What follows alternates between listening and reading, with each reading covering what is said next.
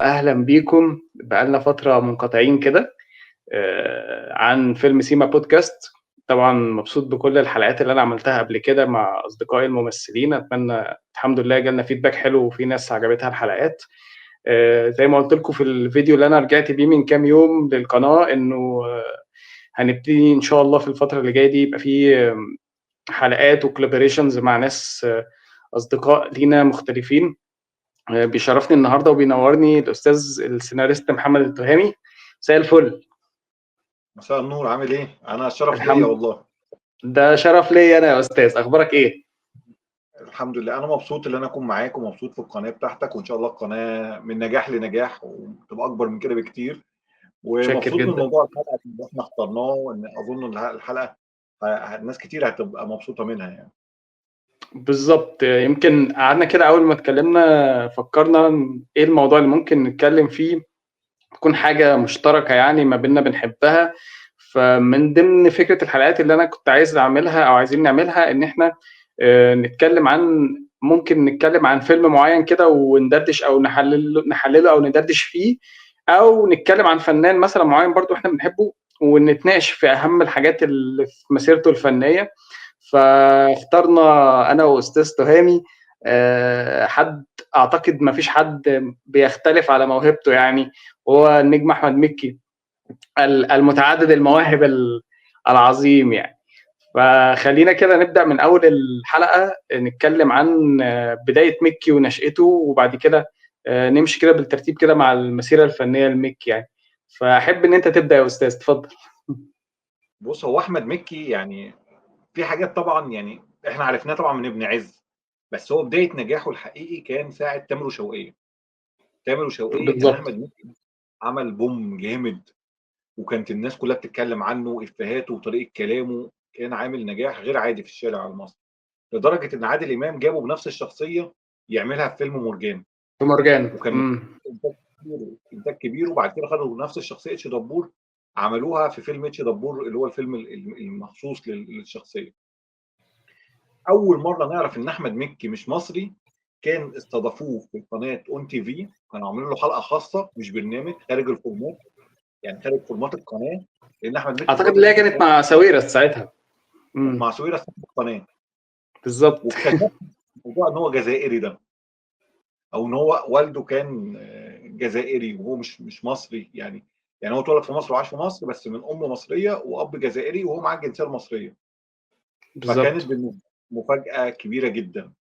وهو بقى ابتدى يستثمر الحكايه ديت ان هو يحكيها في عمل اغنيه عن الام، فبيحكي قصه حياه مامته مع باباه وازاي اتربى وازاي نشأ وازاي علاقته بالسينما وعلاقته. يعني هو احمد مكي يعني حكى كتير قوي عن حياته، لدرجه ان بقت حياته كتاب مفتوح لينا، ورحله كفاحه بالظبط. ورحله مرضه وسقوطه ونجاحه، وان هو ازاي يعني الاغاني اللي هو غناها ليه البوم تقريبا عامله مش فاكر، هو تقريبا أصله طعم عربي الحياه. طبعا. طبعا. اصله عربي ولا اسمه طعم الحياه بالظبط. الالبوم؟ لا لا، هو قطر الحياة دي أغنية كانت من ضمن الألبوم اللي هو أصله عربي. طيب خلينا ناخد كده ميكي كستيج كده من الأول لحد الغاوي. تمام. هو ميكي في الأول زي ما حضرتك قلت إن هو بدأ حياته وعاش في الطلبية في الهرم. وكان من وهو صغير نتيجة لانفصال والده ووالدته ابتدى يعتمد على نفسه في قصة ان هو يبقى شخص مسؤول عن البيت. فابتدى يشتغل شغلانات كتير الى ان اشتغل في نادي فيديو، فحب السينما من نادي الفيديو ومن الافلام، وقرر ان هو يدخل معهد السينما.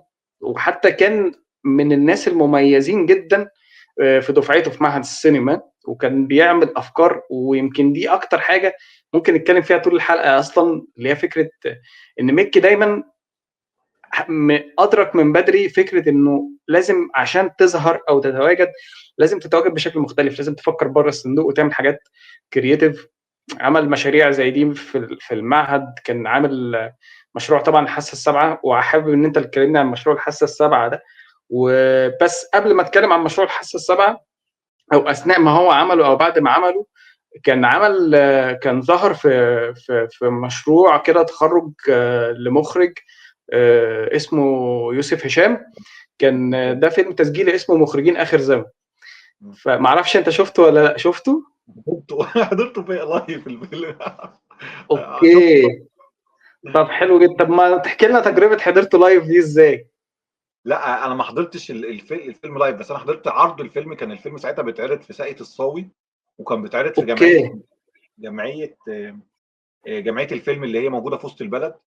وكانوا كذا اوكي. مره احضر عروض للمخرج يوسف هشام، وكان امم. بيكلمني عن الفيلم دوت. يعني عملت بعد كده معاه لقاء صحفي، وقعد يحكي كتير عن الفيلم ده، يعني الفيلم ده ازاي تعب فيه. وكان هو الفيلم ده في الوقت دوت ناجح ومحقق نجاح مخرجين اخر زمن. اه. فيوسف كان ماده ان هو الناس بتتكلم عنه يعني. كان عامل بعد كده فيلم بني ادم اسمه خالد، كان مع اه. شريف، قبل ما شريف رمزي يبقى يعني ده ياخد فيلم قصير. ده فيلم فيلم قصير برضه اعتقد. اه. تقريبا يوسف هشام تقريبا بعد كده عمل فيلم لمح البصر، وبعد كده سافر امريكا. دي اخر حاجه اعرفها عنه. بالظبط. انا شفته تاني مؤخرا، ان هو كان بقى مؤخرا بروجرامر، اشتغل فتره بروجرامر في مهرجان القاهره السينمائي. وبعد كده نشر بقى الفيلم. انا كنت شفت الفيلم ده، ما كنتش اعرفه، بس انا شفته كان مكتوب في الفيلموجرافيا بتاعت ميكي ان هو ظهر في الفيلم ده، بس دورت عليه على النت كتير ما لقيتوش، الى ان نزله يوسف هشام على اليوتيوب بعد كده. اظن واتكلم بقى في مكي عن مشروع الحاسه السابعه، ان هو كان فيلم قصير، وبعد كده المنتجين تهافتوا على الفكره لما شافوا الفكره، فقرروا ان هو يحولوا له كفيلم طويل يعني. فممكن انت تكلمنا عن القصه دي؟ الفيلم كان الاول بطوله معوض اسماعيل، وكان 7 دقائق او 8 دقائق، ما كانش زي الفيلم اللي هو اتعرض ببطوله احمد الفيشاوي. امم. والفيلم ده ساعه ما نزل اساسا كان اللي مترشح له للبطوله وكانت الناس كلها بتتكلم عنه كان احمد حلمي. كان احمد حلمي متحمس جدا للفيلم، وفجاه اوكي، يعني احمد حلمي كان الكاست الاولاني مش احمد الفيشاوي؟ انا اول مره اعرف المعلومه دي. دخل انقاذا للموقف. اوكي. تمام. مره واحده انسحب احمد حلمي قبل التصوير، فكان البديل او ان هم ممكن يلاقوا مثلا حد بديل. فكان احمد الفيشاوي في الوقت دوت لسه مش اللي هو النجم يعني نجم. كان ابتدى يعمل بطوله مسلسل، كان عامل مسلسل مع عصام انور وكاشه، وكان بس لسه ما خدش السوكسي اللي هو نجم جماهيري يعني. بالظبط. فراهنوا عليه في الحاسه السابعه. واظن ان هو الفيلم نفسه، يعني الفيلم في ساعه ما نزل ما نجحش النجاح اللي احنا بنشوفه دلوقتي. يعني دلوقتي من اكتر الافلام اللي متهيألي اللي ما بتذاع في التلفزيون الناس تقعد تتفرج عليها.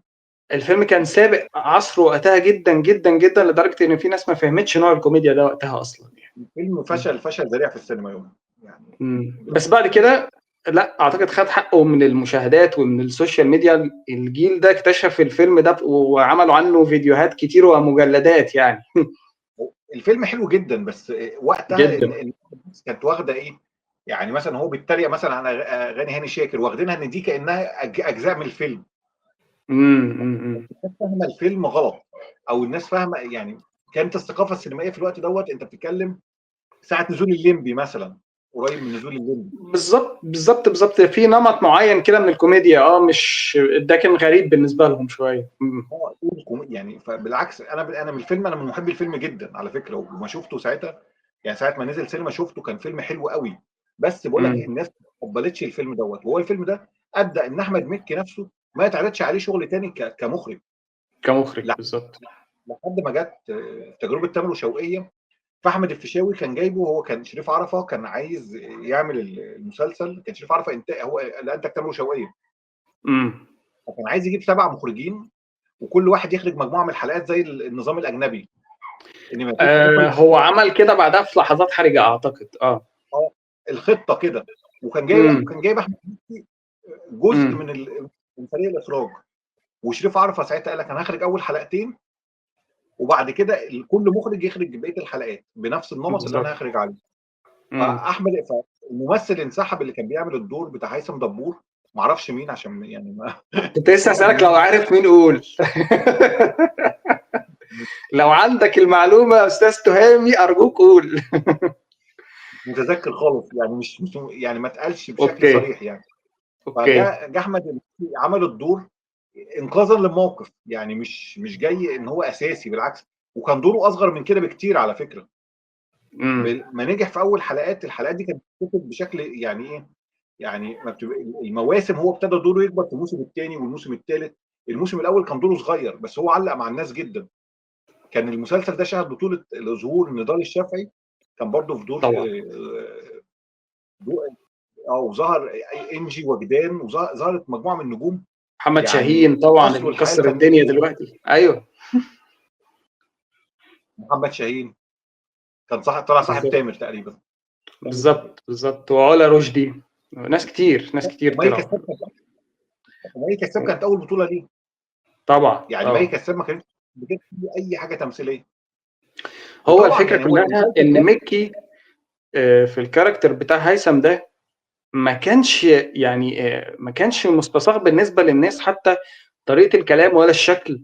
هو عمل خد لنفسه سكه جديده كده في الكوميديا ما كانتش موجوده خالص. يعني ما حدش كان لا بيتكلم بالطريقه دي ولا بيلبس كده ولا طريق ولا شكله كده. فهو كان كاركتر غريب لفت نظر كل الناس ليه. يعني هو كان اكتر حاجه ملفته في تامر وشوقية هو هيثم يعني. وعشان كده عادل امام جابه على طول بعد كده. في يعني عادل امام مرجان كان بالظبط. من هو بيجيب الشخصيات الناجحه يدعم بيها شغله، فهو جابه بعد كده في مرجان ودعمه واداله مساحه كبيره جدا من الدور.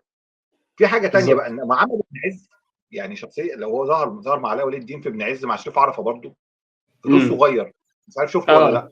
شفته، كان مشهد كده ما بينه وما بين علاء هو كان في الحفله اعتقد. انا فاكر ان هو كان في الحفله بس مش فاكر كان مشهده مع علاء ولي الدين ولا مش معاه. اعتقد كان معاه صح كده.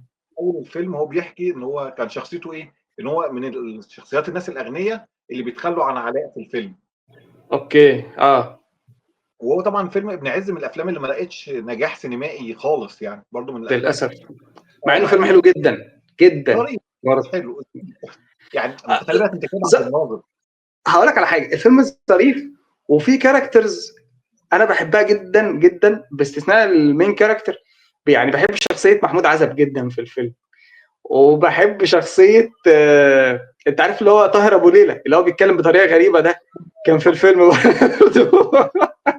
كان برضه موجود في الفيلم ده. لا وفي شويه افيهات في الفيلم ده رهيبه. انا بحب الفيلم ده الصراحه يعني. هو مشكله ابن عز حتى لو فيلم حلو، هو مشكلته ان هو جه بعد الناظر.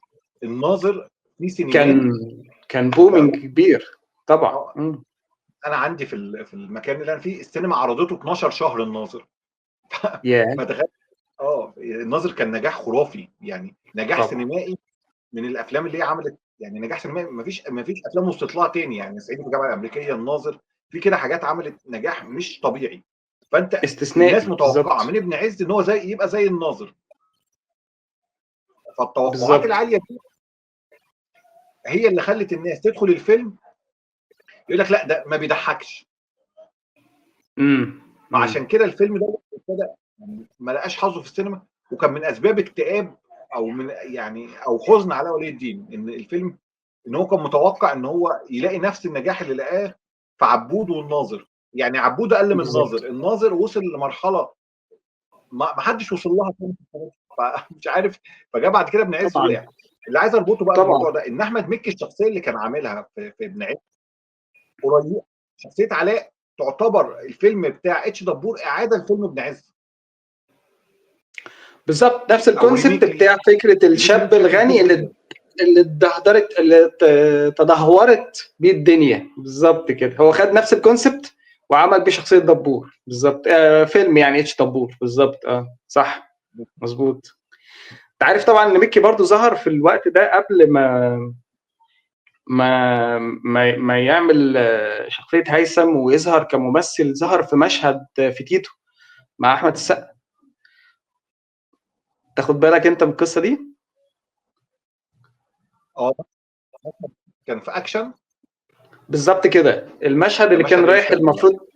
بالظبط المشهد اللي هو كان رايح المفروض يقتل فيه الضابط اللي هو كان بيضايق خالد صالح، فطلب منه ان هو يروح يقتله. فكان قاعد معاه في العربيه، كان قاعد جنبه في العربيه وبيتكلم معاه هو ومحسن منصور ورا. يعني هو ظهر في لقطه كده برضه ممكن ما اه تفتكروش قوي. بس كان موجود برضه لان برضه مكي في الفتره دي اعتقد برضه كان. اعتقد مش عارف المعلومه دي صح ولا لا، ممكن انت تصلحها لي. فكره ان هو برضه كان بيشتغل مع مخرجين كمساعد مخرج، ممكن مع طارق العريان او حاجه زي كده. مش متاكد قوي من المعلومه دي. كان بيدور على نفسه في الوقت دوت، ولسه ما كانش مقرر ان هو يبقى ممثل بس.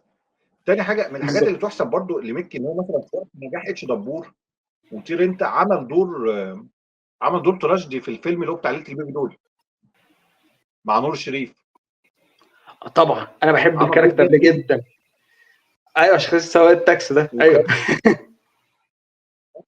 لا يعني ان انت ناجح كوميدي وكده، لا بس انا ممثل، يعني بيقدم نفسه ان هو كممثل، ودي حاجه تحسب له. طبعا طبعا. وفعلا كان فهو الكاركتر ده كان برضه عامله بطريقه مختلفه تماما. بالظبط. انا عايز اسالك انت بقى بتحب ايه في الحاسه السابعه الاول، بس عشان الحاسه السابعه ده من احلى الافلام يعني اوكي، كمخرج بتحب له ايه؟ بص بقى هقول لك مع على حاجه. الحاسه السابعه، اولا الفكره، يعني الفكره كانت جديده جدا في الوقت ده. انا ما شفتش الفيلم في السينما برضو، شفته بعد كده لما اتعرض في الفضائيات ونزل ديفيديوهات وحاجات كده. فالفكره كانت عجباني جدا، ويعني ايه حد بيقرا الافكار، لان أنا حتى ما كنت شفت الفيلم الاجنبي اللي متاخد منه الفكره، اللي هي وات وومن وونت والحاجات دي، ما كنتش شفته. فكان بالنسبه لي يعني ايه واحد بيقرا الافكار والكلام ده كله، دي كانت حاجه مستهوياني جدا. احمد الفيشاوي وقتها بالنسبه لي كممثل انا كنت بحبه جدا. كنت شفته في العمة نور في نفس المسلسل اللي هو كان طالع قبلها ده، وكنت برضو فكره شخصيه عطوه دي كنت منبهر بيها وانا صغير، اللي هو الولد المجنون اللي بيعمل مقالب وحاجات زي كده. فكنت عارف ان احمد الفيشاوي ده لا، ده مشروع نجم كبير قوي وهيبقى حاجه قويه جدا. فكان عاجبني ده جدا. اعتقد يعني فكره الفيلم كانت هي اصيع حاجه وقتها، وحتى فعلا نوعيه الكوميديا اللي فيه كانت مختلفه. يعني في ناس ممكن ما كانتش فاهمه الكوميديا دي، لا بس انا كنت وقتها بضحك. يعني اول ما شفت الفيلم كنت فاهم الدماغ دي واصله رايحه فين، فكنت بضحك برضه على الافيهات دي. فلا، هو فيلم لطيف، ولا ما عنديش مشكله معاه، لا يعني فيلم حلو جدا حاسس. يعني هو شهد بطوله لايناس مكي اخته، وبعد كده وهنا ما النقطه اشتغلتش المهمه. تاني. ما هو قال لها كده احمد مكي، قال لها انا شغالك معايا الفيلم دوت، وبعد كده مش هتشتغلي تاني، هتقعدي في مش البيت. هتشتغل تاني، بالظبط، ايوه. لا حوار يعني يعني. بالظبط بالظبط. العلاقه بينهم يعني ايناس على طول بتتضايق ان حد بيسالها، يعني دايما في الفيديوهات اللي بتيجي على اليوتيوب ان هو حد يسالها على احمد مكي. هي كانت سابقه في مرحله ان هي كانت نجمه ساعه لن اعيش في جلباب كانت في ابي، وكانت شريفه التسعينات، كبيره. ايوه كانت بتشتغل في التسعينات كتير اعتقد، في مسلسلات وفي افلام وحاجات كده، وفعلا من بدايه الالفينات وهي ما بقتش موجوده تقريبا. بالظبط. من ساعه ما اشتغلت فيلم الحاسه السابعه اللي هو أيوة. بعدها. اعتقد هي من بعدها ما اشتغلتش، ايوه. بالظبط. العلاقه بينهم هم يعني هي بتتجنب الاجابه عليه، وشايفه وعايزه بتفصل نفسها فنيا عنه، وهو برضه في نفس الوقت هو ما بيرشحهاش في شغل او بيفصل نفسه فنيا عنها. يعني امم. ودي علاقه تحترم، بس يعني هم شاهدوا مع بعض التعاون، وهي بتقول لك يعني دايما في اللقاء بتقول لك احمد مكي قال لي هشغلك الفيلم دوت، وبعد كده هتقعدي في البيت مش هتشتغلي تاني. بالظبط مع بالظبط. ان هي ممثله في وقت من الاوقات كانت نجمه، يعني كانت نجمه، وكانت اشتغلت كمان مع عادل امام في الفيلم اللي هو بتاع هلو امريكا.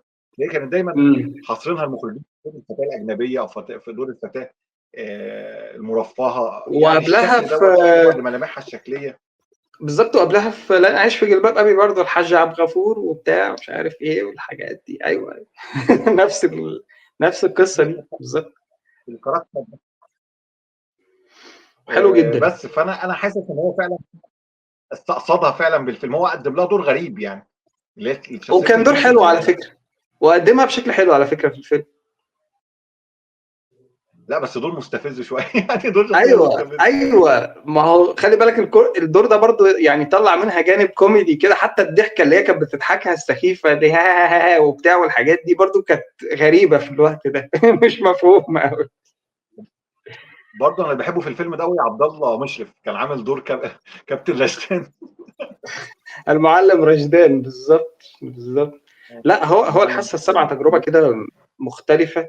وفعلا يمكن النوعيات دي يمكن ما بتنجحش سينمائيا، لان فعلا بتبقى ذوق جديد او جونرا جديده مختلفه، مش كل الناس بتتقبلها. واي حاجه جديده بالنسبه للمجتمع المصري ما بيتقبلهاش بسهوله. يعني يمكن حصلت عنده نفس المشكله دي، فمش كمخرج بقى بس كممثل في سينما علي بابا.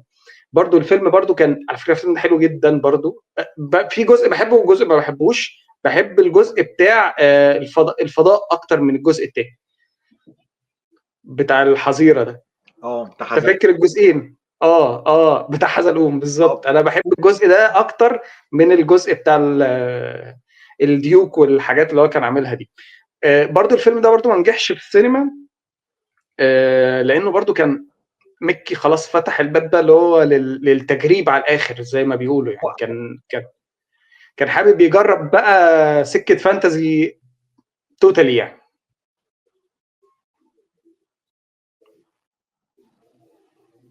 بص، هو احنا الفيلم الحاسه السابعه لو انت بصيت لاحمد مكي، هو احمد يعني احنا لو بصينا الحاسه السابعه كفكر، هو ده فكره الشخصي اللي هو عمله في مشروع التخرج، وهو اللي اتكلم عليه في فيلم مخرجين اخر زمن، وهو اللي قدر ما هو يكون بطل، حب يطبقه. يعني طير انت برضه فيه كميه فانتازيا رهيبه، يعني لا تراجع ولا طبعا استسلام. هو بيميل للكاركتر ده، او الطريقه دي من الفن يعني. بس في ساعات بقى بتنجح مع الجمهور وساعات ما بتنجحش. ساعات ما ساعات بتنجحش بالظبط. هو ساعات بيختار طرق يستسهل فيها ان هو مثلا يعيد تقديم شخصيه، وده فخ بيقعوا فيه. بس هو لا، هو ناجح وليه شخصيه مختلفه وفريده، لو استخدمها هيعيش قوي وهينجح قوي. حتى مثلا فيلم الحاسه السابعه لو ما نجحش ساعه ما اتعرض، هو الفيلم النهارده يعني انا شايفه من احلى الافلام الكوميديه اللي اتعملت في الفتره ديت يعني. بالعكس طبعا انا شايف الافلام الكوميديه الثانيه اللي هي كانت قدامه افلام ضعيفه وتقليديه جدا ومش هتعيش. بالظبط بالظبط. لا يعني في الوقت اللي نزل فيه بعد كده، يعني خلينا بقى نتكلم عن المرحله الثانيه من حياه مكي، ان مكي خلاص اتقدم كنجم في اتش دبور وعمل الفيلم، والفيلم نجح جدا. من بعدها لا مكي سواء بعدها طير انت او لا تراجع ولا استسلام، لا الفيلمين دول اي حاجه نزلت قدامهم كان مكي رقم واحد، يعني كان مكي رقم واحد اعتقد وقتها في الايرادات. وكان ككوميديان، لا هو كان مختلف عن كل الافلام الكوميدي اللي نازله في نفس الوقت معاه طبعا. يعني طير انت لما عمل 7 شخصيات ولا مش عارف تقريبا كام شخصيه، ولا تراجع ولا استسلام برضو كان عامل حزلقوم وعامل ادهم.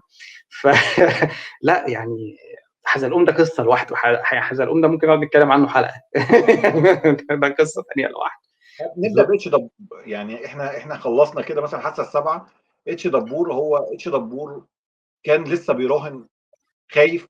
يعني هو خايف كممثل ينجح مش هينجح. عمل كل الخلطه الجماهيريه، جاب ناس معاه من تامر وشوقية عشان يضمن النجاح، يعني لطفي لبيب، إلي وجدي، تقريبا سامح حسين جابه من رجل ست ستات. حاول بالظبط يعمل خلطه ان هو يضمن ان الناس تقبل عليها في اتش دبور. وفيلم اتش دبور ما فيهوش مغامره قوي، مع انه برضه عمل شويه مشاهد برضه فانتازيا برضه، يعني فيها في حتت، يعني دور هالة فاخر، كذا شخصيه كده. بالظبط كانت تحس انها فانتازيا شويه بالظبط. والفيلم نجح نجاح كبير جدا في السينما. اتش دبور برضه من الافلام اللي نجحت قوي قوي يعني. بالظبط انا فاكر بقى ان دبور انا دخلته سينما، وكان اقبال جماهير يعني اقبال جماهيري رهيب، يعني انا فاكر ايوه كان ناجح جدا وقتها صحيح. واستمر بقى من نجاحه ده، عمل طير انت.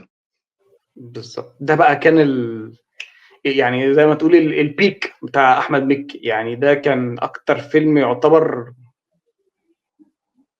يعني من اعلى الافلام اللي عملها مكي جماهيريا وفنيا وكل حاجه بصراحه، يعني حتى الفيلم رائع، ووجود ماجد الكدواني كمان معاه يعني كان اضافه كبيره طبعا للفيلم يعني. ماجد الكدواني هيفضل معاه الفيلمين بقى، العفريت. بالظبط عمل صوره بالظبط العفريت الكوميدي.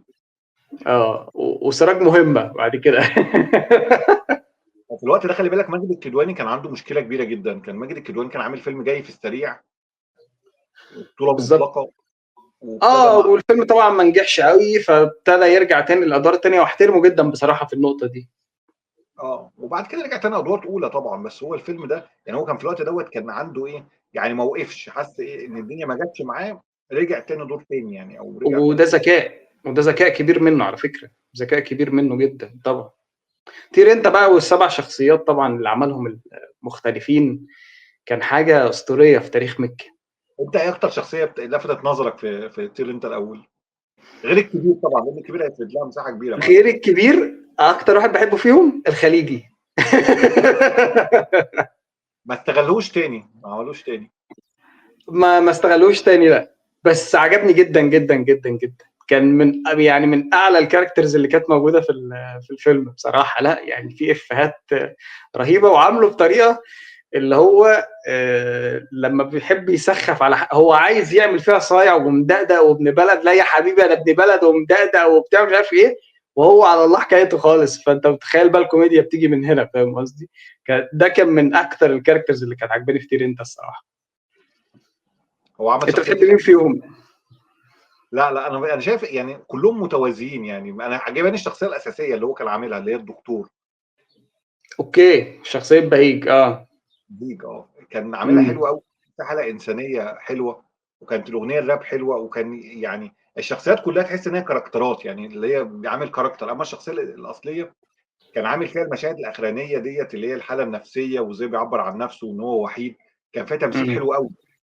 ايوه طبعا طبعا. وكان برضو معاه لا، هشام، هو ذكي معاه مكي جدا. هشام وهشام. اسماعيل وسلام طبعا. كانوا عاملين اداء معاه موازي حلو قوي، يعني كانوا شايلين معاه الدور تقريبا، شايلين معاه الفيلم. طبعا دنيا سمير طبعا. غانم، يعني كل دور كانت بتوازي معاه، وفي حاجات بتعلى كمان عنه. هي هي كمان عامله مع كل سيكونس كاركتر مختلف طبعا. ايوه بالظبط، مع كل حلم كاركتر مختلف. فلا لا كانت رهيبه. الفيلم ده كان عمر طاهر فيه كمان شغال على فكره، كان هو الكتابه. فعلا كان اه، كاتب حاجات في السيناريو. كان هو تقريبا السيناريو وتاليف عمر طاهر الفيلم طير انت. والله اعتقد، مش فاكر قوي. كويس انت فكرتني. تمام. او اتاكد منها، بس انا فاكر بنسبه كبيره ان عمر طاهر كان اول فيلم لعمر طاهر او تاني فيلم. كان عمر طاهر اوكي. في عمر طاهر، تاليف عمر طاهر فعلا. عمر تحيه طاهر واحمد، كبيره للكاتب والسيناريست الاستاذ عمر طاهر، انا بحبه جدا. بقول لك عمر طاهر واحمد مكي مشارك في التاليف. اوكي، حلو جدا. حلو جدا. احمد لازم يشارك، يعني في شخصيته برضه. ميكي هتلاقي ليه يعني انبوت في كل فيلم، او في اي عمل لازم بيبقى ليه رؤيه كده فنيه بيتناقش فيها. حتى انا فاكر لو رجعنا تاني للحوار الانترفيو اللي كان مع ساويرس ده، ان هو كان بيقول دايما، لان الحته دي عنده برده كمخرج، ان هو بيحب يعمل ورشه كده كلنا يعني نبرين ستورم الموضوع، نشوف الموضوع هيمشي ازاي والفكره والكاركترز والحاجات وكده. خلاص اتفقنا، يلا هنعمل ده، يبقى هنعمل ده. فهو دايما ليه انبوت في الحكايه. مفهوم جدا. نيجي بقى للتراجع والاستسلام. كان عشان هو بدايه مخرج. ان مكي في الكاركتر بتاع ادهم، ان هو بيحاول يوري للناس. طب بس تعالوا اوريكم بقى حته كده، ان انا مش بعمل كوميدي بس، اللي هي في المشاهد اللي كانت في الاول خالص بتاعه الصفقه والمخدرات والحاجات. مشاهد الشخص. بالظبط. الناس طلبت منه مليون مره يعمل فيلم عن ادهم ده لوحده، لحد دلوقتي لسه ما عملش. من لو ساعتها تفتكر وهم على طول بيطالبوه على السوشيال بكده. ميديا لازم تعمل، بالظبط بالظبط. ما لان هو كانت شخصيه ده ممكن نتكلم عنه، ان هو عمله مؤخرا في الغاوي. عامل شخصيه ادهم. هو عمل حاجة نفس التيب بتاع المجرم التايب ده، او حاجة زي كده. هنوصل لها برضو في وقتها، خلينا نوصل لها في الاخر، لان الغاوي ده موضوع كده عايزين نتكلم عنه لوحده. انت دلوقتي انا يعني انا من رايي اكتر فيلمين مكتملين لمكي نجاحا، يعني لا تراجع ولا استسلام وطير انت، دول اكتر فيلمين. بالظبط. انا برضو نقدر انا كذلك، انا برضو بحس ان دي فترة البيك بتاعت احمد مكي. وعايز اتكلم بقى معاك في نقطة مهمة جدا، انه مكي من الشخصيات اللي في كونسبت كده بره، اللي هو بتاع الشخصية الفنية اللي بتعمل كذا حاجه، مش حاجه واحده. يعني ان هو اكتور، دايركتور، بروديوسر، رابر، مش عارف ايه الحاجات دي ممكن بنشوفها بره. ما فيش فنانين في مصر او في الوطن العربي عندهم حته المؤسسه الفنيه اللي هو بيعمل فيها كذا حاجه مع بعض دي. حتى بيشارك في تاليف بعض الحاجات، بيعمل حاجات. فمش موجوده كتير في الوطن العربي النقطه دي، ان ميكي بيعمل اكتر من حاجه. هي ممكن تكون ميزه ان انت بتعمل اكتر من حاجه. هو تقريبا من اول الناس، هو والفيشاوي اللي غنوا راب كممثلين، غنوا راب مش راب، مش راب اساسيين يعني. بالظبط. وهو بعد كده برضو فكره الاخراج، لا في كان ممثلين زمان عندنا كتير، يعني مش اول واحد يعني. بس هو يعني بحس ساعات ان هو كسلان. يعني هو مثلا من كام سنه مثلا عمل اغنيه، مش من يعني من فتره طويله من فترة طويلة. بيعمل اغاني يعني وبيحقق نجاح كبير جدا في الكليبات بتاعته، بس مش ملتزم، مش منتظم. اخر فيلم عمله يعني انت تجاهلته مش عارف ليه، بس انا عايز حابب اتكلم عنه لانه فيلم حلو قوي وبرده فشل سينمائيا، سمير ابو النيل. ما شفته ولا ما بحبش شفتوش؟ الفيلم ده، مش عارف ليه، يمكن عشان كده تجاهلته. ما هو ده اخر فيلم. يعني هو احنا نقول ايه، ان هو يعني بدايه ظهوره السينمائي اتش دبور نجح. طير انت ذروه النجاح، لا تراجع واستسلام ذروه النجاح. بعد كده بالظبط. عمل آه، سيما علي بابا. سمير ابو لا سينما علي بابا ما نجحش للاسف اه، سينمائيا. ما هو ما نجحش برضه. اه، و... وعمل بعد كده سمير ابو النيل ما نجحش سينمائيا خالص يعني. بالظبط. مع ان سمير ابو النيل كان محاوله منه ان هو يخرج من فكره الكاركتر، ان هو يخرج من حته حزلقوم والشخصيات، وان هو طالع بيمثل شخصيه عاديه جدا. ودي مم. محاوله منه.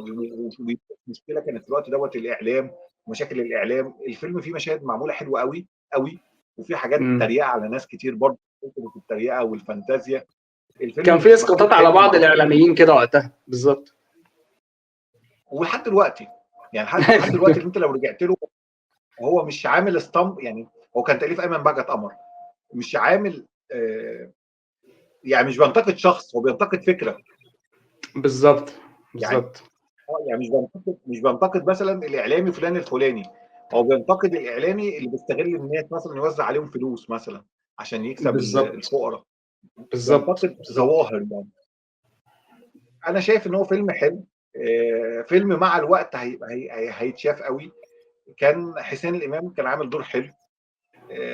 دور طبعا يعني هو هيستغله بعد كده في الكبير قوي. محمد مم. لطفي كان عامل دور حلو. الفيلم ظريف. مش ما نجحش النجاح الجماهيري الكبير. هتخليني اعمل له ري واتش برضه، يعني هتخليني افكر كده ان انا اعمل له ري واتش تاني والله. انا بقالي كتير جدا ما هو شفتش مش الفيلم ده. هو مشكلته اعتقد. انا اعتقد ان هو ما نجحش لان الناس كانت متوقعه اللي هي الكوميديا بقى فيلم كوميدي. الفيلم مش مم. كوميدي بالكوميديا الضحك يعني. هو فيلم اجتماعي شويه، نقد اجتماعي اكتر منه كوميدي. بالظبط. فده ممكن تكون من اسباب ان الناس اتصدمت فيه يعني. بس هو دايما بقى يعني ميكي اول ما الدنيا بتقع منه يرجع تاني ايه للشخصيات، رجع للكاركترات. كان في الوقت دوت ساعه سينما علي، ساعه من قبل سينما علي بابا كان كبير قوي الجزء الاول. وبعد سمير ابو آه، النيل ابتدى بقى ايه، احنا دلوقتي ابتدى كبير قوي يشتغل بقى مستمر في الكبير قوي. بس ما بقول لك كده، احنا مرحله السينمائيه اللي مكي انتهت مع سمير ابو النيل. هو بالظبط. انا حاسس ان هو حس في النيل ان الناس خذلته، فابتدى يرجع بقى للملعب المضمون ليه اللي هو التلفزيون، لانه خد شخصيه من طير انت وعمل بيها مسلسل الكبير قوي، وابتدى النجاح التلفزيوني يبقى نجاح منقطع النظير. يعني الكبير قوي كان من اكتر المسلسلات مشاهده، 11 10 11 12 انا 13 فاكر من 14. من أو من اول الجزء الاول في الكبير. وده برضه نرجع تاني لنقطة ان احمد مكي ممثل ذكي جدا. الكاركتر بتاع الكبير وجوني، طبعا الكبير كان عمله من طير انت، فخد الشخصية بتاعت الكبير. ضاف بقى شخصية الاخ الامريكي اللي هو جوني ده. لا، برضو ابتدى برضو يكريت حاجه جديده مع شخصيه الكبير ويعمل بيها المسلسل. انا فاكر الجزء الاول كان صاروخ افيهات يعني. لا، ما كانش كان ملوش حل، ونجح اعلى نجاح اجزاء الاول كبير. والثالث. نعم. اعلى اجزاء الاول والثاني والثالث كانوا نجاح كبير قوي قوي يعني. بالظبط. بالظبط. وكان في بعض مفيش. الاجزاء برضو خيشت، ما كانتش بنفس قوه الاجزاء. يعني في اجزاء كانت حلوه واجزاء مش حلوه. يعني مثلا السادس اللي رجع كان حلو. الجزء الخامس كان وحش. السادس. الخامس كان مش قد كده. السادس لما رجع بيه السادس كان وابتدى حلو. بقى. ابتدى ضاف برضو او دخل ناس جديده زي حاتم صلاح ومصطفى غريب ورحمه احمد. كل دول برضو كانوا لسه الناس اول مره تشوفهم، فعملوا جزء مختلف وحلو الصراحه، السادس بالذات يعني.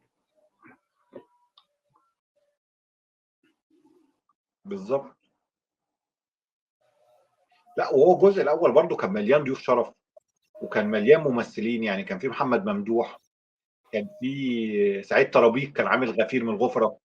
ايوه وسعيد طبعا. طرابيك يعني انا شايف ان هو في الجزء الاول من العناصر المسلسل، يعني كان عامل شخصيه اللي زقت المسلسل جامد. طبعا. للاسف مع الوقت ابتدت حتى الغفره يقلوا، يعني كان في جزء كان في احمد فتحي لو تفتكر، اه او طبعا. جزئين كان فيهم احمد فتحي كان ايوه. عامل شخصيه و- غفير. آه، ومن الشخصيات الاساسيه بقى طبعا كان هجرس محمد سلام. يعني ده ما نقدرش ننساه. يعني هجرس بقى طبعا ده، لا هجرس ده ده اهم واحد. مستمر. اه ده اهم واحد يعني. بس اعتقد عشان بعدها كان محمد ممدوح ابتدى بقى ياخد خطوات كبيره طبعا، بس هو اساسا واحمد فكره فتحي برضو كذلك. المسلسل ده كان من الاجزاء الناجحه قوي، لانه كان مليان ناس وضيوف الشرف، وكل حلقتين قصه. وفي الحلقه اللي كان فيها احمد التهامي اللي هي بتاعت الكره الامريكيه، حلقات الشمس بالظبط. الزناتي في الجزء الثاني تقريبا او الثالث. كان في حلقات، بالظبط. يعني يوسف عيد. يوسف عيد ده كان قنبله كوميديا، يعني يوسف عيد ده من الممثلين اللي طبعا. اتظلمت وما خدش حقه في الاونه الاخيره غير مع احمد مكي والثلاثي احمد فتحي وهشام ماجد. طبعا. يعني يوسف عيد كان من الناس اللي بتضحك ايوه قوي. انا انت فاكر عارف حلقه الله كان يرحمه، عامل فيها حمدي كاتا. مدرب ماشي كمل. يوسف شهد يعني المسلسل شهد بطولة ناس كتير قوي واداهم مساحات كبيرة جدا، فخلى الأجزاء الأولى تبقى من الأجزاء الناجحة جدا. يوسف عيد الله يرحمه آخر فيلم عمله كان الحرب العالمية الثالثة، وأول فيلم ينزل أفيش عليه في يا حياته اخر كلها. فيلم. اخر فيلم. اه سبحان الله. وكان عامل آخر كاركتر فيلم في عمله. العيد ده، كان عامل بوب مارلي يعني. كان حاجه عظيمه اه كان يعني جدا. طيب بقول لك لا بمناسبه بس. الكبير، بمناسبه الكبير بقى عايز اسالك سؤال مهم جدا في النقطه دي، انه هل انت شايف ان انت لما تبص على موقع السينما كده دوت كوم، هل انت شايف ان لما تبص على الفيلموجرافيا بتاعت ميكي، ان ميكي اهدر وقت كبير جدا في قصه انه الكبير زي ما قلنا في اجزاء حلوه جدا وفي اجزاء ما كانتش بنفس قوه الاجزاء التانية، بس انا بتكلم هل الوقت اللي ميكي كان خد سنين طويله جدا بيعمل الكبير بس، مش كان ده اولى ان هو سينمائيا حتى لو هتعمل الكبير بس حتى جنبه ان تكون انت بتعمل افلام او مسلسلات بكاركترز تانية مختلفة؟ وده اللي خلى الناس حتى في اخر جزء في الكبير اللي هو يا مكي عايزين بقى حاجة مختلفة، يا مكي بقى عايزين كاركتر مختلف غير الكبير. فايه رأيك في نقطة الاهدار وقت كبير جدا في الجزئية بتاعت الكبير؟ يعني انت هتلاقي فعلا اخر فيلم المكي اللي هو كان سمير ابو النيل من عارف من 2013 او 2014، من ساعتها ما عملش حتى افلام، فاللي 11 سنة. هو ليه وقت كبير جدا في الكبير بدون حاجات تانية. لا انا شايف ان هو الكبير زي ما هو افاده وعمل له شعبيه، هو اضر له برضه ان هو استهلك فيه وقت كبير جدا. تاني حاجه انت ليه ما بالظبط. اشتغل، يعني هو ليه عنده فرصه ان هو يعمل افلام مثلا، عنده فرصه ان هو يعمل مسلسلات مثلا اوف سيزون، مش لازم يعمل مسلسلات منصات، يعمل مسلسل مثلا 7 حلقات 8 حلقات يحكي قصه مختلفه. هو بالظبط. يعني قعد يبذل في الكبير لسببين. الكبير اول حاجه طقس رمضاني. الكبير الناس تقول لك ما نجحش ما عملش، الناس لو الكبير بيتذاع السنه دي كان هيبقى مسلسل على مائده اي اسره رمضانيه ساعه الفطار، مش مهما انت اوكي. الناس قالت، حتى لو الحلقات الناس بتشوفها. ده بالظبط. واقع. مسلسل خفيف دمه خفيف ما فيهوش، مناسب لاجواء رمضان، مناسب للفطار، ما فيهوش حاجات خارجه، في كوميديا، فهو المسلسل مناسب لرمضان جدا. بس مثلا يونس شلبي مثلا ما كان بيعمل بوجي وطمطم مثلا، بوجي وطمطم مثلا مش عارف قعد 12 سنه مثلا ولا 15 سنه، بس ده كان بيعمل حاجه. قلبهم مسلسل عادي.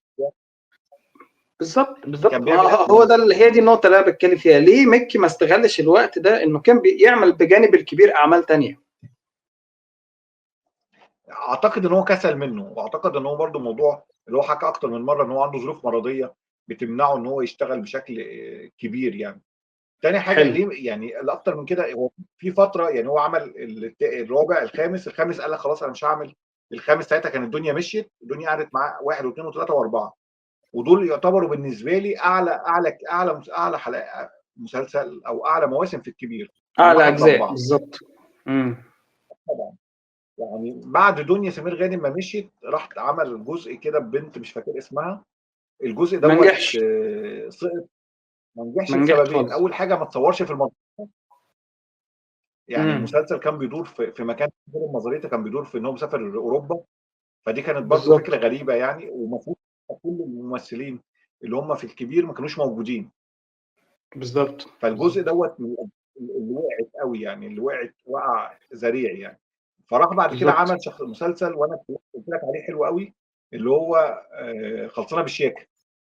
احكي لنا بقى انت على المسلسل ده، لان انا شفت منه بعض الحلقات ما كنتش كملته قوي. فانا عايزك انت تحكي عن التجربه بتاعت خلصانه بالشياكه دي، ليه تجربه حلوه ومهمه بالنسبه لك؟ اه انا شايف ان هو مسلسل حلو قوي قوي، بس نفس مشكله الحاسه السابعه. بص، هو المسلسل ده انا ما شفتوش ساعه عرضه، ساعه عرضه الناس كلها قعدت تنتقد والمسلسل وحش والمسلسل، فخلاني قفلت منه يعني من كتر الكلام الناس في الجرايد وعلى السوشيال ميديا. فجيت بعد رمضان قاعد فاضي، فقلت ايه اجرب يعني اشوف يمكن يطلع مسلسل حلو يعني. امم. فالمسلسل آه، مكتوب حلو قوي ومعمول حلو قوي. وهو كان في الوقت دوت كان احمد فهمي ساب شيكو وهشام ماجد، فهشام ماجد وشيكو مع مكي في المسلسل.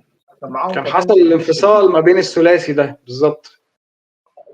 واول عمل من غير الثلاثي كان خلصانه بالشياكه. يعني هم جابوا احمد امم. مكي يسندهم. المسلسل احمد مكي على هشام ماجد على شيكو في حته تانية في الفانتازيا، يعني مش فانتازيا طبيعيه يعني مثلا لو حاسه السبعه مثلا في فانتازيا وفي تريقه، ده في فانتازيا اعلى منها بمراحل. اعتقد اوكي. ان الناس ما فهمتهوش، لان هو بيحكي طبعا على المستقبل. يعني بيحكي مثلا بعد مئات السنين مثلا ايه اللي حصل، امم. وحصل ان الارض انقرضت ودول الجماعه اللي عايشين والستات عايشه لوحدها والرجاله ودول عايشه عايزين لوحدها. يحكموا ودول الرجاله مش عارف عايزين يحكموا وحاجات كده. ايوه ايوه فاكر حاجات زي كده. بينهم حروب بين بالظبط. الرجاله والستات وبيطلعوا يقتلوا بعض. الجيش الستات بقياده انعام سالوسه ودينا الشربيني. انعام سالوسه كانت النائب بتاعتها. والرجاله اوكي. ومعاهم شيكو كان مع اوكي. الستات. كان في كان فريق الستات. اتأثر اوكي. ايوه. اتأثر وهو صغير واتربى في ايه، اتربى بعادات الستات باسلوب الستات. وكان مربي شعره كده، كان عامل ضفيره، كان عامل كاركتر عجيب يعني. اوكي. اوكي. والرجاله بطوله هشام يعني بقياده احمد مكي واخوه هشام ماجد. هشام ماجد وبيخطفوا اه. من بعض يعني مثلا ايه، يعني مثلا هشام ماجد خطف ملك قدوره، ملك اورا، ملك مش عارف اورا. اللي هي البنت اسمها ملك، اسمها ملك. ملك اورا. ملك اورا اه. ملك اورا خطفها فريق امم. الرجاله. اوكي. كان بقى يعني هو اللي هو فكره الصراع بين الراجل والست يعني. اوكي. وبقى قلت لي شيكو ايه والمسلسل حصل له وهو تخيل انت صغير؟ اثروه. اثروه وهو صغير. فريق اثروه وهو الستات. صغير بقى. ايوه. خدوه في فريق اوكي. الستات واتربى. فبقى فهو معاهم بقى. طلع يعني ايه، يعني بيتكلم بايه، انت ما حطيتيش مكياج النهارده، انت البشره بتاعتك النهارده مش حلوه، هكذا يعني. اوكي. ايوه كان ايوه. طالع بشخصيه ايه يعني الحلقات بقى طول وانت ماشي بترجع مثلا لايام زمان اللي هو ايام دلوقتي مثلا، بيفتكروا ازاي الحرب ابتدت بين الرجاله والستات. فتلاقي حلقه بطوله عمرو عبد الجليل، تلاقي حلقه بطوله احمد امين. ضيوف بقى في ففي الحلقات. كميه دي. على فكره فعلا شكله الموضوع كان لطيف جدا. امم. يعني هو عمرو عبد الجليل كان طالع ابو احمد مكي وهشام ماجد، اللي كان اوكي. قائد الرجاله قبل في العصر الثاني. وساعتها في الوقت ده عمرو عبد الجليل كان ناجح يعني، كان مسمع يعني. كان ابتدى يعمل مش كامباك يعني بقى اللي كان عمله لسه في مسلسل طايع، وابتدى يعمل كامباك بقى ويرجع تاني كعمرو عبد الجليل يعني. بالظبط. اوكي.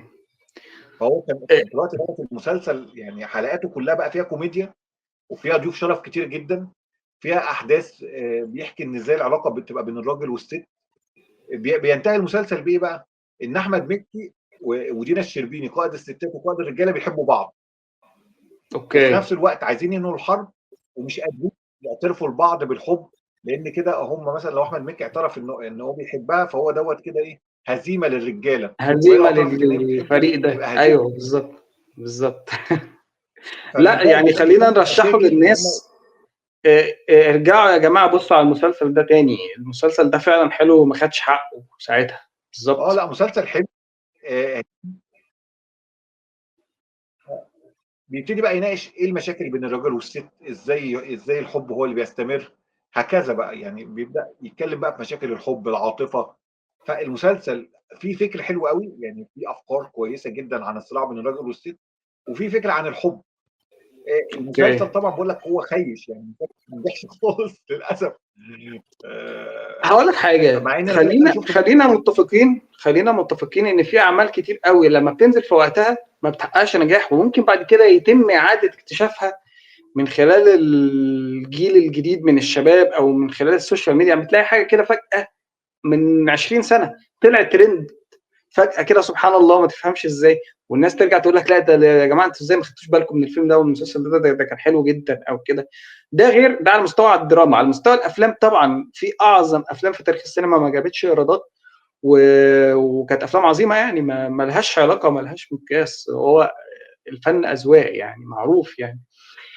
خلينا بقى نتكلم عن نقطه، اعتقد ودي اللي حصلت بعد خلصنا بشياكه على طول، ان مكي ساعتها اتعرض لفتره كان هو مريض فيها، وهو طبعا اتكلم كتير، مش هنتكلم في النقطه دي كتير يعني، بس هو طلع اتكلم فيها كتير جدا في البرامج. بس اعتقد ان مكي بعدها كان مركز بقى على نقطه انه قعد يعني بعد فتره المرض دي خلت له قعد حساباته بشكل شخصي وبشكل انساني في حاجات كتير في امور في حياته، فبقى مقرر ان هو من بعد الفتره دي انا مش هعمل غير الحاجه اللي انا مقتنع بيها قوي. لازم كل عمل يبقى جواه رساله ما بقدمها من خلال العمل، سواء حتى في اغاني الراب. يعني هو بعدها عمل وقفه ناصية زمان اللي هو بيتكلم عن الشاب المصري الجدع ابن البلد اللي هو ما ينفعش البنت تبقى بتتعاكس وهو يقف ساكت وحاجات كده، وانك لازم تلعب رياضه ايا كانت الظروف والكلام ده كله. نيجي في الاعمال التانية برضو ابتدى يحط زي مسجز كده حتى في الاجزاء بتاعت الكبير. خلينا نتكلم عن الجزء السادس اللي هو انا بحبه يعني. لا كان في حلقات مثلا اللي هو لما كان العترة ابنه كان عايز يمثل وبتاع، فبيقول لك دي حاجة لطيفة ان الولد لازم لو عنده موهبة انت تدعمه وتروح معاه المسرح وحاجات زي كده. فمكي اعتقد فكرة الرسالة الفنية ابتدت عنده من بعد قصة المرض دي. فكلمنا كده في الجزئية دي شوية. لا هو ابتدى يتغير طبعا، يعني انا فاكر الكليب ده برضو ساعه ما نزل كان عامل نجاح كبير جدا، اللي هو بالظبط. قاعد يتكلم، وكان مسمع حتى ساعتها منى الشاذلي استضافته عشان يتكلم عن الكليب ويتكلم عن مرضه، وقال لك ان هو استغل ان مرضه دوت ان هو ما عندوش دهون، فاستغل ان هو يطلع بشكل جسدي افضل، وكان حتى ظاهر ان طبعا هو بيلعب. وفكره الحمام اللي هي هنلاقيها بعد كده في الافلام هو بت... دي هواية مكي الأساسية وهوايته، يعني إن هو الحمام ده أساسي. هو بيحب هو الحيوانات بشكل عام بس خصوصا الحمام يعني. الميزه في ميكي ان هو فكره المرض عموما، ان هو او فكره حياته، تحس ان حياته اول حاجه حياته بسيطه جدا وواضحه جدا للناس، وهو بيستغل حياته دي بيعرضها، يعني امم. مش مثلا بيقدم مش شخصيه متكبره مثلا، او بيقدم انا لا، شخصيه عاديه جدا، تحس ان هو اخوك، تحس ان هو ابن عمك. ده بيخليه قريب آه، من الناس بشكل كبير، ما يبقاش شخص مصطنع، شخص حقيقي. شخص حقيقي وبسيط، وبيقدم وبيستغل دايما اللي هو بيقدم ان هو بسيط، مع انه بالظبط. مثلا هو حقق نجاحات في السينما ونجاحات في التلفزيون، لا نجاحات كبيره جدا جدا. في ناس ما بالظبط. حققتش نص النجاح بتاعه ده، وبيتكلموا ان هم كانهم ما فيش يعني ما وصلوش ما فيش كانهم ما غيرهم وصلوش يعني، حاجه. أيوه بالظبط. بالظبط. ما يعني عندوش هو الحتة دي خالص. الميزه منه اللي هو متواضع، وان هو بياخد دروس حياته ان هو يعلم بيها الناس ويفيد بيها الناس. زي الاغنيه برضو بتاعت، كان عامل اغنيه اسمع من مكي ما عنديش حساب على الفيسبوك. بالظبط. كان بالظبط. بيتكلم عن وقطر ايه؟ الحياة. وقطر الحياة بتتكلم بقى عن قصة شاب مع المخدرات والكلام ده كله طبعا. بيقول لك دي قصه حقيقيه اتعرض لواحد صاحبه. بالظبط. بالظبط. هي الفكرة كمان إن مكي من الناس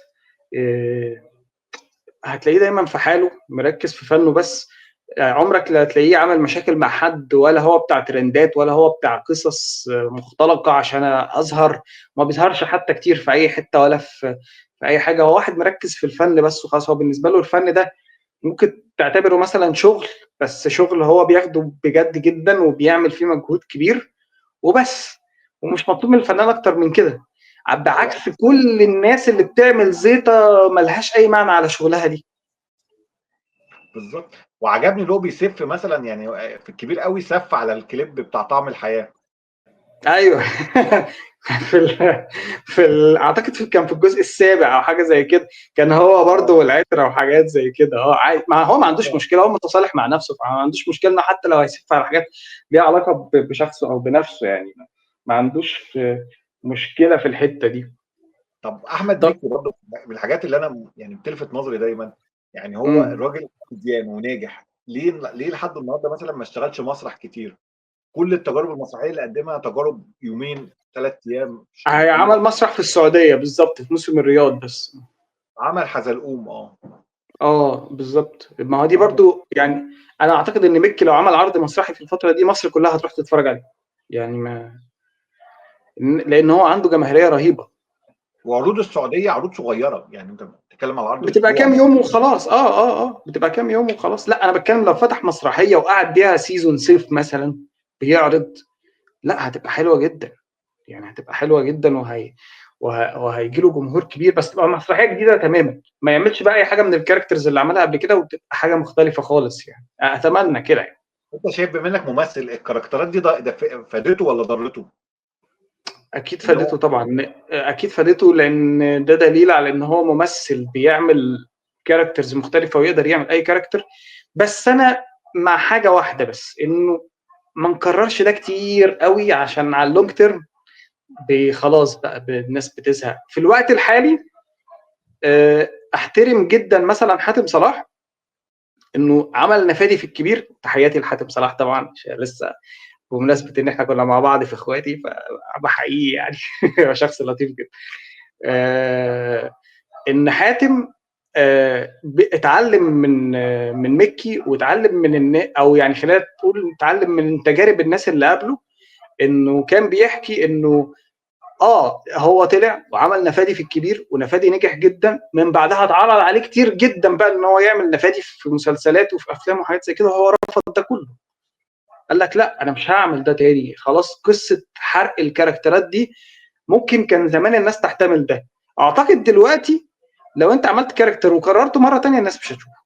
اعتقد حاليا كده يعني. ما اعرفش مع قصه حرق الكاركترز دي كان ممكن في الفتره بتاعت محمد سعد او مكي او الحاجات دي تمام. في الجيل الحالي لو حد يعني اعتقد مثلا لو طه دسوقي بيعمل كاركتر ونجح وجه يكرره في فيلم تاني مش هينجح. ما بقاش فيه دلوقتي الطاقه اللي تحتمل انك تعمل نفس الكاركتر كذا مره دي، اعتقد يعني. لو مسلسل نفس المواسم بقى الناس هتتقبله، اما لو اعمال جديده ما اعتقد ممكن الناس مش عارف ممكن تقبله عادي على فكره، حسب النجاح بتاع الشخصيه. حسب. بس انا بقول لك انا عن نفسي، اصل انا لو هتكلم عن نفسي انا مش من هواة اصلا الجزء الثاني في اي حاجه، الا يعني لو فلتات كده اللي هو طلع الجزء الثاني اعلى من الجزء الاولاني، ده حاجه كده بتبقى فلته سواء في مسلسل او في فيلم. لكن انا بالنسبه لي الجزء الاول دايما اقوى. ما اعرفش ليه. دي حاجه شخصيه عندنا كمشاهد حتى بعيدا كان كممثل. الجزء الاول هو اللي بحس ان انت لسه بتكتشف العالم ده بالكاركترات بالشخصيات بالحاجات، فبيبقى بالنسبه لي مبهر. الجزء الثاني خلاص انا داخل عارف مين دول وايه الحكايه وبتاع، ما بيبقاش مبهر بالنسبه لي زي الجزء الاول. ما اعرفش دي حاجه شخصيه عندنا. لا بالعكس، يعني هي فكره المسلسلات اساسا قايمه على الاجزاء يعني. بره اساسا المسلسلات بتقعد بال20 سنه وبال15 سنه. في بالعكس في يعني ده انت بتبقى عشره. في كده، بس مش كل المسلسلات ينفع معاها ده يعني. اللي انت بتتكلم عنه ده مثلا ممكن يبقى حصل في فريندز مثلا بره، تمام، فاهم قصدي. لكن مش كله برضه. طب ما راجل وست ستات برضه اتعمل منه كسيت كوم، اتعمل منه مش عارف 10 اجزاء ولا 11 حاجه كده، كان كتير جدا. في ده يحتمل، في حاجات تحتمل كده. وبس العادي اصلا دلوقتي الجمهور ما بيستحملش. يعني انا عايز اقول لك فكره ان الواحد مبسوط جدا بفكره ان المسلسلات دلوقتي بقت 15 حلقه، وفي مسلسلات 10 حلقات، ويا ريت لو 8. فاهم ازاي؟ لان لا الطاقه الاستيعابيه عند الجمهور لفكره 30 حلقه حتى ما بقتش موجوده. فاهم قصدي؟ بقت صعبه قوي يعني. حسب الجوده صدقني. هو طبعا الجمهور اتغير، والجمهور بقى عنده وسائل كتيره جدا. يعني كان الاول مثلا انت عشان تقعد تتفرج على مسلسل تتفرج عليه على التلفزيون في ميعاد معين، دلوقتي كله يبقى على المنصات، فالدنيا بتختار انت اسهل. الوقت اللي انت عايزه. بالظبط بالظبط بالظبط. سؤال بقى ما تاني. بيتفرجوش على مسلسلات. عندي بقى سؤال تاني. تفتكر ممكن نشوف ميكي كمخرج قريب؟ هل هيخرج اعمال؟ اتمنى لان كده، برضه اتمنى بجد. لان ميكي كمخرج برضه انا شايف ان هو عنده حاجات كتير قوي ما طلعتش يعني. اعتقد ان هو مش هيخرج. اعتقد ان هو هيركز في ان هو يعني مش بيخرج في التمثيل بتاعه، او بيحط طاقته في الكاركترات اللي هو بيعملها، وبيحط شغله في الكاركترات اللي هو بيعملها. بس امم اتمنى ان هو يخرج. بس هو لو اخرج هيخرج لنفسه، ما اظنش ان هو يخرج لحد. حتى لو اخرج لنفسه انا تمام، انا ما عنديش مشكله، بس انا حابب اشوف حاجه اخراجيا لميكي يعني. فاهم قصدي؟ انا متاكد ان هو برضه عنده افكار كتير كان حابب يقدمها كمخرج، بس لسه لم تتاح ليه الفرصه ان هو يعمل كده اعتقد يعني. ممكن يعني، اتمنى، بس اعتقد ان هو مش هيخرج لنفسه يعني. آه، انا اكتر حاجه زي ما قلنا اللي احنا بحبها المكي، فكره ان هو عنده قدره على التجديد والابداع، وان هو ويخرج بره السياق. امم بيقدم الحته ما حدش يتوقعها. مش دايما يعني، مش فنان تقليدي. حتى ما بالظبط بيقدمه بكاركتر، بحركات، بلازمات، بحركه ايد، بحركه عين. تحس ان هو برده مش شغل ممثل قد ما هو شغل برده حد، لا حد دارس قوي الشغلانه طبعا. ومختلف. يعني مثلا انت ما تشوفه الكبير قوي غير ما تشوفه مثلا في شخصيه يوسف الرفاعي، غير ما تشوفه في حزلقوم. انا بالعكس، انا شايف مثلا شخصيه حزلقوم لو هي قابلت الكبير قوي، هما الاثنين متناقضين تناقضات بشعه يعني. بالظبط استحاله بالظبط تقول ان هو ده. غير ان هو بالظبط. في اخر حاجات الكبير قوي. يعني في حلقه كده عمل اربع عمل في الحلقه ثمان شخصيات. مش عارف اوكي. اخر كبير قوي في الجزء الثامن عمل. أمم. يعني حاجه ثمان شخصيات في الدور يعني. في حاجه نفس كانت الحلقه. نفس مش اثنين بقى اوكي. وثلاثه، لا.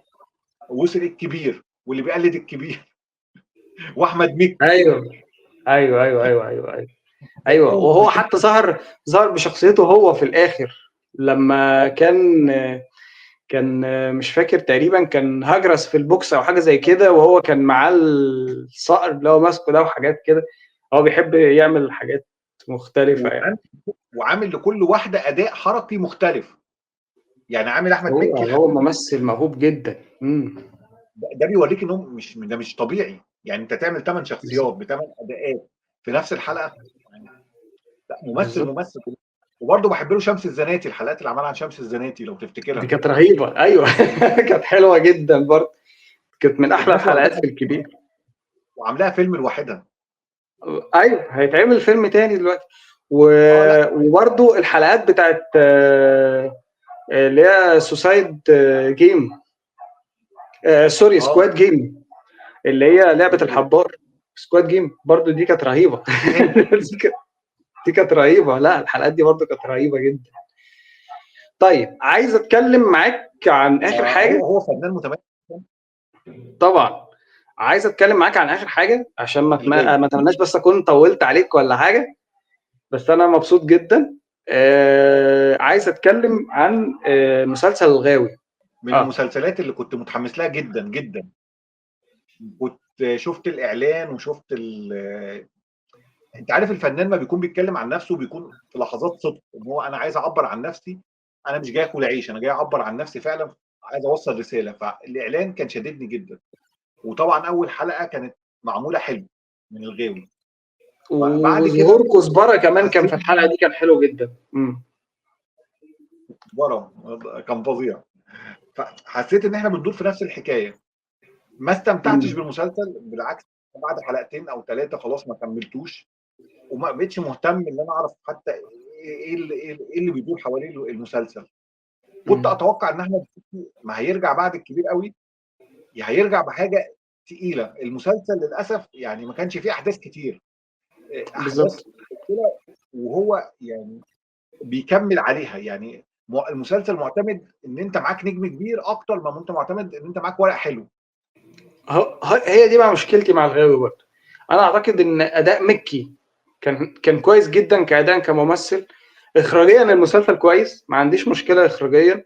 في بعض الممثلين اللي كانوا مع مكي كانوا عاملين ادوار حلوه جدا. خليني اخص بالذكر كده او هايلايت بصراحه لحد معين اللي هو وليد عبد الغني صديقنا الممثل. ممثل شاطر جدا جدا جدا، من اكتر الممثلين اللي بشوفهم اكثرهم موهبه في هذا الجيل، وحد لسه ان شاء الله اعتقد هيبقى نجم كبير جدا في الفتره اللي جايه، وحد مسرحي تقيل يعني. كان عامل برضو كاركتر حلو جدا، كان اسمه تلات، كان من ضمن الشله بتاعت مكي. ف مشكلتي الوحيده برضو مع المسلسل فعلا ان السكريبت هو اللي وقع. السكريبت وقع المسلسل بشكل رهيب جدا، ويمكن ما خلاني برضو ما كملتش للاخر. فانا عايزك تكلمني عن نقطه، بما ان بقى حضرتك كسيناريست تكلمنا ايه مشكله السكريبت في المسلسل. اعتقد ان هم اتزنقوا في الوقت. يعني اعتقد ان المسلسل ما عادش عليه فتره طويله جدا في الكتابه، وان هم امم كانوا ب 15 حلقه. يعني المسلسل يخلص في 6 حلقات او 5 حلقات بالكتير، يعني الاحداث اللي فيه كلها. تاني حاجه، امم ما فيش اهداف للصراع تخليني اقعد. يعني انت بتتكلم مثلا ان هو كان بيدور على، مش عايز احرق الناس المسلسل، على ساعه، او بيدور على مشكله، وفي نفس فضلنا في الوقت ده 3 4 حلقات مش فاهمين ايه اللي بيحصل بالظبط. اه وقاعد يحب ويتحب ويروح ويجي، مش حاسس بتوتر نفسي اللي هو مدوني بالشخصيه. بالظبط بالظبط. فالمسلسل تحس ان هو، لا، هو مسلسل بيمد في الحلقات، بيمد ان هو 15 حلقه، وهو كان ما فيهوش احداث تكفي كده. على فكره كان لو كان اتعمل فيلم كان يبقى ظريف جدا على فكره. ممكن يعني هو متهيألي هو كان فيلم وهم عملوه مسلسل، يعني اللي هم مطوه برضه. تاني امم حاجه هم حطوا، يعني انا حاسس ان احمد مكي وافق عليه عشان موضوع الحمام وموضوع ان هو مناسب لشخصيته. انا مش حاسس ان في حاجات هي، كتير من شخصيه مكي في الحقيقه بالظبط. بس ديت فادتني او شدتني مثلا اول حلقتين 3، بس بعد كده خلاص انا عرفت ان انت بتعمل كده. ماذا بعد بقى؟ فين الاحداث؟ بالظبط. المشاهد الاكشن كانت قليله، ما امم اداهاش البعد الكبير ليها. في احمد بدير كان عامل دور كويس، احمد كمال الفنان الكبير طبعا كان عامل دور طبعا كويس جدا استاذي. جدا، طبعا يعني. فلا، كان عامل مشاهد مؤثره جدا، بس المسلسل على بعض ما يشدش، ما عمليش سبب ان انا اقعد ادور عليه او احس بالتوتر النفسي. هو كان عايز يخرج من الكوميديا وخرج من الكوميديا بصوره مش، اعتقد ان هو احمد مكي نفسه اعتقد ان هو عارف ان هو تجربه مش موفقه يعني. بالظبط، وخصوصا ان فعلا ناس كتير جدا كانوا حاطين اكسبكتيشنز عاليه قوي ان مكي لما هيعمل حاجه مختلفه عن الكبير خلاص بقى هيعمل حاجه مختلفه بمعنى كلمه مختلفه، يعني حاجه جديده وفكره حلوه وسيناريو قوي مكتوب حلو. اصل 15 حلقه وتحس فيهم بملل. طب هنقلل اكتر من كده يا جماعه؟ يعني ده 15 حلقه المفروض ان يبقوا ممسوكين، يعني هنقلل اكتر. يعني كانت مشكلتكم في ال 30 عملتوها 15، هنقلل اكتر من كده ايه؟ يعني اللي هو مش عارف يعني. هي المشكله الفكره، مش المشكله العدد. انا ممكن اعمل لك فكره 300 حلقه بس انت قاعد مشدود صح وعايز تعرف ايه هيحصل تاني. صح، اما وسيزونز وبلاوي سودا زي جيم اوف ثرونز والحاجات دي بقى كلها، يعني ايوه مفهوم طبعا، عايز بس يعني. تعرف وعندك رغبه، والناس تقعد تستنى من سنه لسنه. بس بالظبط هو المشكله ان المسلسل فعلا، يعني انا اعتقد ان هو كان في مشكله في المسلسل نفسه يعني ان هو كان فيلم وتحول مسلسل بنسبه كبيره. صح. اقول ما لك عندوش بقى مين كان لسه بيتكلم ده ولسه شايف الانترفيو ده امبارح. المخرج عمر المهندس كان بيتكلم على فيلم سيكو سيكو اللي هو لسه نازل في العيد. كان بيتكلم ان هو اصلا الفكره كانت مسلسل، ولما شافوا ان الفكره لو اتعملت مسلسل كان ممكن يبقى فيها تطويل او مط او كده، ده برضو دليل على ذكائهم يعني. قال لك لا، طب ليه ما نعملوش فيلم؟ هيبقى ممسوك اكتر والفكره هتبقى معموله بشكل احسن وكده. فاعتقد زي ما انت ما قلت بالظبط، هو كان مشروع فيلم، ممكن وارد جدا ان هو كان مشروع فيلم، وقال لك لا عشان رمضان والسيزون وبتاع نعمله مسلسل، فمط منهم الدنيا يعني اعتقد. واعتقد ان هم كانوا يعني الناس وحشة ان تشوف ميكي، يعني ان هم عايزين ميكي يبقى برضه طبعا موجود كتير قوي. بس بالظبط انا بالظبط. انا كنت اتمنى ان هو بعد الكبير قوي ان هو يرجع سينما، لان هو فعلا يعني انت بالك اكتر من 12 سنه ما مثلت السينما، وانت ممثل سينمائي كبير. يعني احمد مكي بالظبط ممثل تقيل قوي. تاني حاجه عنده بالظبط. امكانيات اكشن، ما اظنش ان هو يعني جسمه حلو قوي، عامل جسم مشدود، عنده امكانيات حركيه، عنده هو فكر في كل يعني. مواصفات البطل السينمائي يعني، طبعا طبعا. تاني حاجه هو برضو يعني كنت دايما بتريق بقول لك هو لو طلع في فاست اند فيريوس هينفع عادي، ينفع يطلع اخو اخو فين ديزل.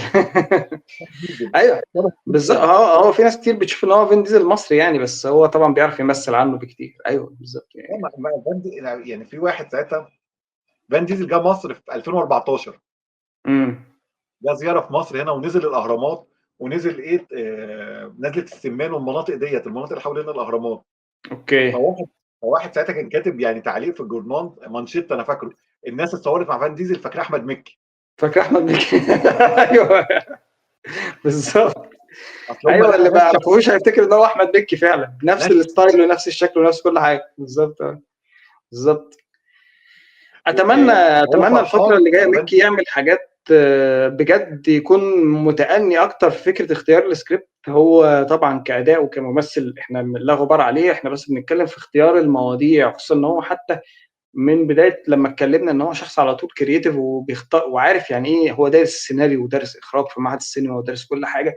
فاعتقد يقدر يميز جدا ما بين فكره ان يبقى في سكريبت حلو وسكريبت وحش، يقدر يرجع بيه للجمهور يعني. طب بذمتك يعني فان ديزل ما جاب اخوه جون سينا ولا يجيب احمد مكي؟ جون سينا اللي لا مفيش يجيب احمد مكي والله. أيوة بالظبط. الموضوع هيختلف تماما يعني. تمام. مباشر في الاجزاء الاخيره جايب جون سينا اخوه ازاي يعني مفيش ما اي فيش اي حاجه تدل على ده. ايوه بالظبط خالص خالص. انت عارف فان ديزل اساسا يعني افريقي يعني، والده افريقي او والدته افريقيه وابوه يعني اتنين، يعني واحد افريقي وواحد اوروبي، يعني امه اوروبيه اوكي. وابوه افريقي. لا ما كنتش عارف المعلومه دي الصراحه. وهو كان طالع ملامحه الشكليه جامع بين الوش الافريقي لو تاخد بالك وبين مثلا بشرته بيضاء. بالظبط فهو الجانب الاوروبي شويه. ايوه صح مظبوط. فبيقول لك هو في المدرسه كانت العيال ما بتقدرش تلعب معاه، او اوكي. لان هو جينيا بالنسبه لهم شكله غريب، يعني مش شكل مختلف عنه. الافارقه مثلا اللي هو ايوه. شعره بشكل معين ولونه، فهو يعني فكان ده عامل له ومش مشكله. بشرته غامقه مثلا وشعره مجعد وكده. ايوه فهو جامع يعني جامع عنصر افريقي وعنصر اوروبي. بالظبط. فخد بالك خدته مدرسه دخلته مسرح الكنيسه او مسرح، فابتدى من هنا يلمع في التمثيل، يعني اوكي. ابتدت الناس تهتم بيه وتلعب معاه وكده. وعلى فكره يعني انت بتقول ما بيمثلش حلو، انت شوفه في اول فيلم عمله انقاذ الجندي ريان، كان ممثل حلو قوي بس هو بقى ممثل سوء، يعني خلاص هو ما بيمثلش، هو عامل شخصيه بالظبط خلاص بقى هو بيعمل الشخصيه دي وخلاص وبياكل بيها عيش يعني. بالظبط. بالظبط كده. بالظبط. بس بقول لك هو في بداياته كان مترشح لاوسكار على فكره عن اول فيلم عمله، طلع بدور يا تاني. بس كان اوكي. الفيلم تشوفه بيمثل يعني فيلم فيلم اكيد فيلم كان مع عظيم. مخرج كويس، اكيد كان مع مخرج اه كويس طبعا. عظيم طبعا.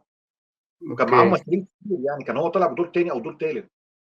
اوكي. كان عن ده قصه حقيقيه يعني قصه حياته يعني. ام رئيس الوزراء في يعني تقريبا او حد سياسي كبير يعني بتفقد كل ابنائها في الحرب، فبتوصل الرساله لرئيس الوزراء بتقرير ان الست ديت ولادها كلهم فقدوا في الحرب، فبيرسل للجبهه ان الولد دوت ريان ده ما ينفعش يموت في الحرب هو كمان. اوكي. حلوه حلوه الفكره جدا. متهيألي عشان شفت الفيلم ده بس انا مش فاكره. اسمه ايه؟ طب بالانجليزي معلش اسمه ايه؟ سيف ذا ريان. سيف ذا ريان. اوكي هشوفه تاني. اعتقد شفته او مش فاكر شفته او شفت حاجه زي كده. هشوفه تاني، هشوفه كده تاني. ان فان ديزل في الوقت ده كان ممثل، بس هو مع الوقت بقاش بقى كاركتر يعني نفس الازمه بالظبط اللي احنا بنتكلم عنها، بالظبط ان انت بالظبط. جواك مبدع ومع الوقت بتتحول لحد بيجاري السوق وخلاص. وهي دي بتحصل الازمه اللي احنا لممثلين فيها. كتير، بتحصل لممثلين كتير قوي للاسف يعني. يعني انت الازمه اللي احنا فيها دلوقتي مع احمد مكي مثلا. احمد مكي ممثل حلو قوي، بس السوق قاعد يطحن فيه يطحن فيه يطحن فيه، مش مديله فرصه ان هو يبدع ويبتكر وكل بالعكس، كل ما يجي يعمل حاجه مجنونه تلاقي السوق مديله فوق دماغه، يعمل حاجه مجنونه السوق يديله فوق دماغه، يعمل طب التقليدي ينجح. فهو على برضه ذكر على ذكر عنده النقطه دي، ازمه. يعني هو لو عمل اللي على في ذكر دماغه النقطه دي، الناس مش اه مش هتتقبل ده قوي. على ذكر النقطه دي اقول لك حاجه حلوه جدا. كان في مره، معرفش المعلومه دي ناس كتير عارفاها ولا لا، ان كان مش فاكر بقى مين اللي حكاها، هل هو محمد سعد نفسه ولا لا، اللي حكى المعلومه دي استاذه كامله ابو ذكري المخرجه. تمام. قالت ايه؟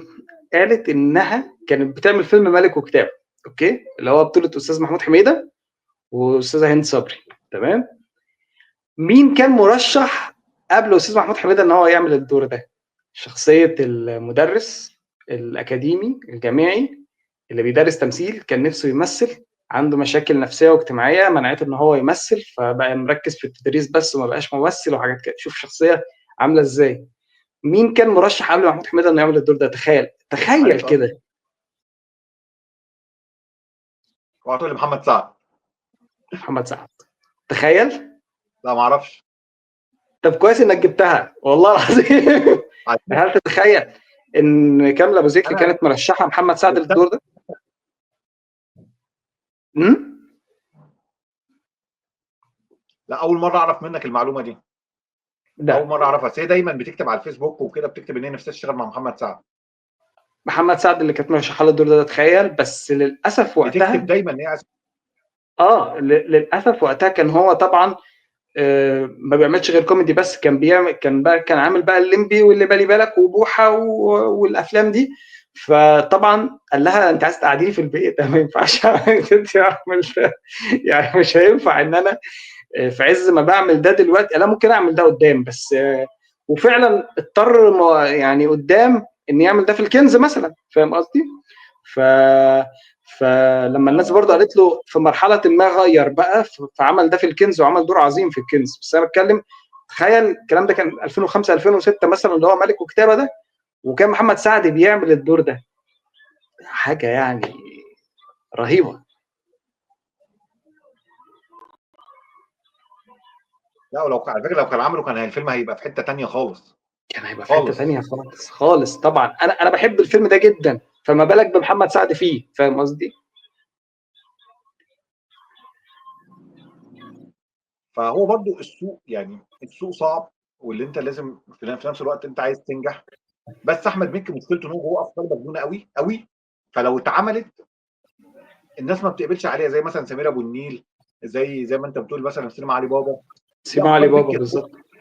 بالظبط. بس السوق مش بيتقبله، يعني مش بيتقبل الجنان بتاعه. فهو برضو هو محجم نفسه، ممكن يكون ده برضو سبب من اسباب ان هو ما بيشتغلش كتير يعني. بالظبط.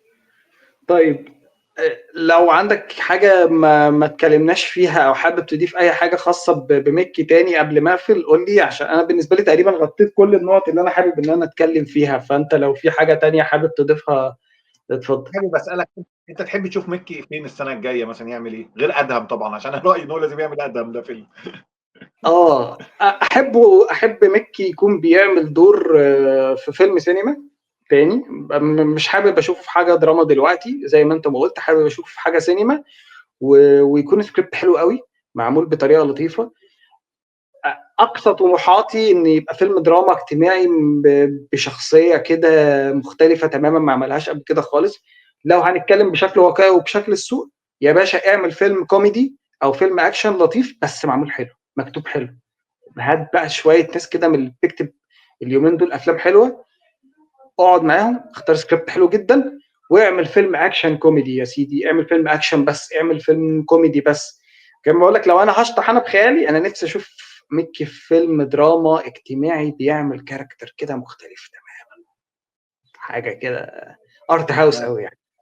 انا شايف ان هو يعمل ادهم. لو عمل ادهم هيبقى حلو قوي فيلم ادهم. لو عملوا تاني يا ريت. هينجح نجاح كبير. لو عمل مسرح زي ما انت قلت هيبقى نجاحه كبير جدا، ان السوق هيبقى متعطش ليه، يعني ان هو يعمل مسرح عرض كده مثلا زي العروض اللي احنا كنا بنشوفها بتاعت عادل امام ولا سمير غانم، عرض موسم كامل، بالظبط بالظبط. هيبقى مرتاح جدا، ناس كتير هتحب تروح له. طبعا طبعا طبعا. اعتقد ان هو ممثل مختلف عن اي حد في جيله، عن الممثلين السابقين والممثلين الجايين. دماغه مطرقعه شويه، عنده فن، بيعرف يحكي عن نفسه. ما اظنش ان هو هيخرج او هيهتم ان هو يخرج تاني يعني. بس انا يعني اتمنى اتمنى، اشوف. يعني انا اتمنى ده اجلا ام عاجلا اتمنى اشوف حاجه اخراج مكي يعني. واتمنى اشوف موضوع فان ديزل ده، يعني ممكن ينفع معاه. ايوه. على فكره على انا دلوقتي فكره، مش على فكره اقول لك على حاجه، مكي برضو يمكن برضو ما تطرقناش للنقطه بتاعت ان هو ليه مكي ما فكرش ان هو يعمل حاجات بره. على فكره مكي سهل جدا ان هو يبقى ممثل عالمي، برضو في كل المواصفات اللي تسمح ليه ان هو يبقى ممثل عالمي، ممثل اكشن بالذات عالمي يعني. ليه بقى؟ زي ما اتكلمنا، لان هو فيه الصفات الجسمانيه والفنيه والحاجات دي كلها اللي ممكن تؤهله ان هو يعمل ده بره. ليه ما عملش كده؟ مش عارف، ما انا بسألك برضو، هل ده برضو تكاسل، هل ايه، مش عارف برضو، ما عنديش فكرة. اظنش ان هو مستهدف ان هو يبقى عالمي، ما فكرش في الموضوع دوت، ما سعاش للموضوع دوت. هو ما سعاش ليه، وهو مركز اكتر ان هو يتكلم عن مواضيع ليها علاقة بشخصه، بالمنطقة اللي هو فيها، اعتقد كده يعني. واعتقد ان هو ملامحه كمان محايده، تساعده ان هو يعمل شخصيات مختلفه. بالظبط بالظبط. يعني عمر اه شريف. بالظبط، ان هو حتى ملامحه المحايده دي بتخليه لما بيجي يعمل كاركترز حتى الكوميدي، فهتلاقيه بيحط باروكه بيشيل باروكه، بيحط دقن بيشيل دقن، هو عنده المساحه انه يقدر يلعب في شكله ويغير بشكل مختلف كل مره يعني. بالظبط يعني زي عمر شريف كده، طلع روسي، طلع من ارجنتين، يعني طلع فرنساوي، طلع ايطالي، وانت في نفس، طلع عربي، طلع يمني، بالظبط. وفي نفس تقبل عمر شريف بكل الاشكال ديت، شكله في درجه من درجات المحايد، ميكي يعني مش هتقبله في كل حاجه برضه. بالظبط بالظبط، هتقبله في كل حاجه. غير مثلا ما يبقى واحد شكله عربي صرف او واحد شكله اجنبي صرف. يعني حتى ميكي لو طلع اجنبي او طلع مثلا ايطالي او كده ممكن ياكل مع عادي، الناس. عادي جدا عادي جدا. بالظبط بالظبط ملامحه تجيب يعني. بالظبط. بس ما اظنش ان هو فكر في موضوع بره ده خالص. مش عارف، هي حاجه جت على بالي كده، قلت اسالك فيها برضه واشوف رايك فيها يعني يعني. حتى ملوش، يعني مثلا ملوش حتى مثلا اعمال مثلا بره مصر اساسا، ملوش حتى مثلا اعمال في الجزائر او اعمال في تونس، او ملوش لا اي حاجه. خالص خالص، ما شاركش في حاجات زي كده خالص فعلا. بالظبط، ما شاركش في حاجات زي كده. هو الفيلم الوحيد اللي راح ليه مهرجانات هو كان فيلم ليله البيبي دول مع نور الشريف، اللي هو كان اخر افلام محمود عبد بالظبط. العزيز، نور الشريف.